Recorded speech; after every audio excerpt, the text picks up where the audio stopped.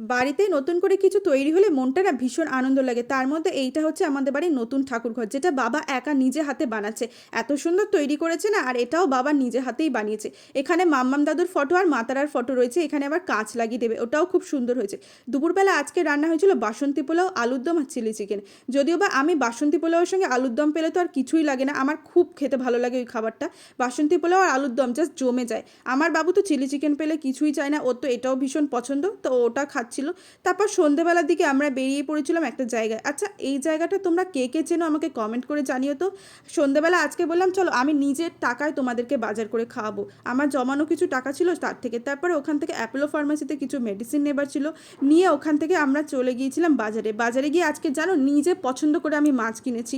তারপর একা একা সবজি করেছি। এর আগে আমি একাই সবজি কিনতাম, কিন্তু টাকাটা ও দিত, আজকে আমি দিয়েছি। তারপর বাড়িতে এসে অয়েল ম্যাসাজ করে আমরা শুয়ে পড়লাম। আজকের মতো টাটা, দেখা হচ্ছে নেক্সট ব্লগে।